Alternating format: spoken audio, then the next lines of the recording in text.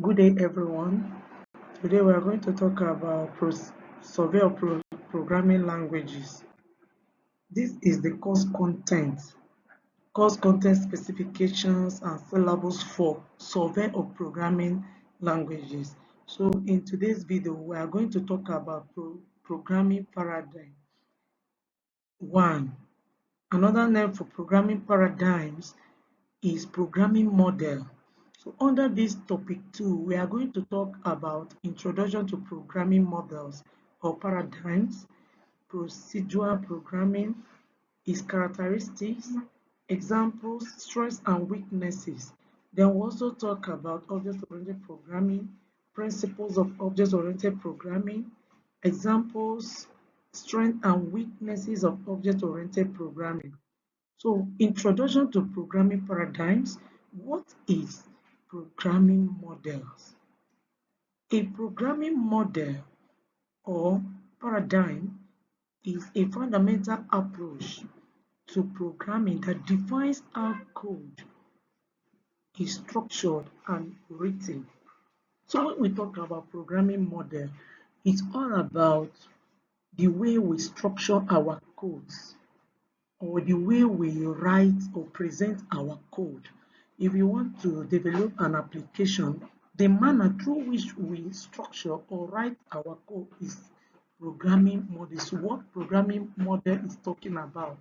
So each paradigm offers a unique framework that influences problem-solving strategies, code organization, and logical execution of each of the codes.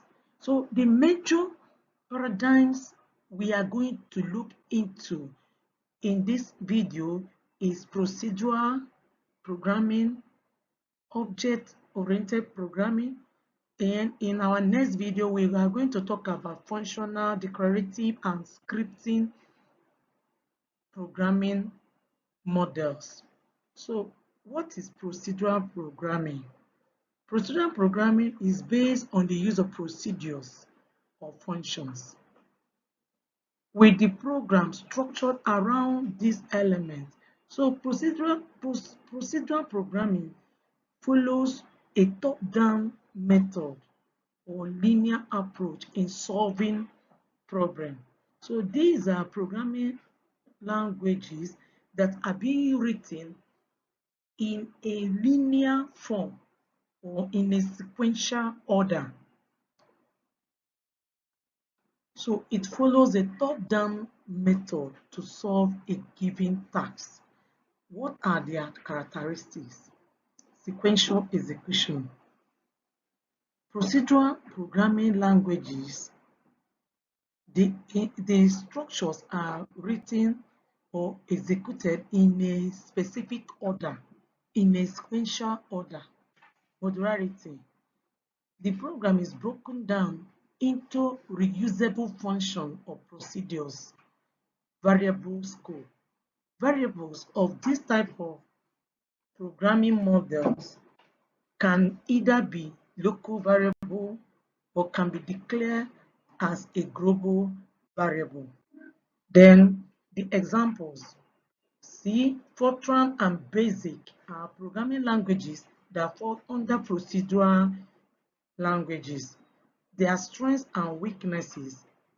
They offer clear and straightforward structure, making them suitable for simpler application, meaning that this type of programming languages can be used to develop very simple applications.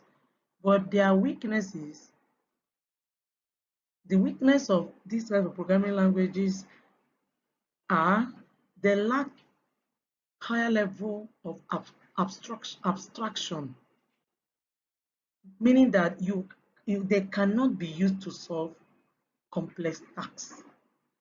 They cannot be used to solve complex tasks. Object-oriented programming. Object-oriented programming focuses on organizing code in objects. Each of the code contains both data and method. This paradigm models real-life entities. or real-life objects. So object-oriented programming, they are used to develop real-life problems, solve real-life problems. They can be used to solve complex tasks, complex problems. Their principles of object-oriented programming. We have encapsulation, bonding data and method with classes to safeguard the internal state, inheritance, allowing new classes to inherit attributes and behaviors from existing ones, thereby enhancing code reuse, polymorphism, allowing methods to behave differently depending on the object that calls them, abstraction, ability to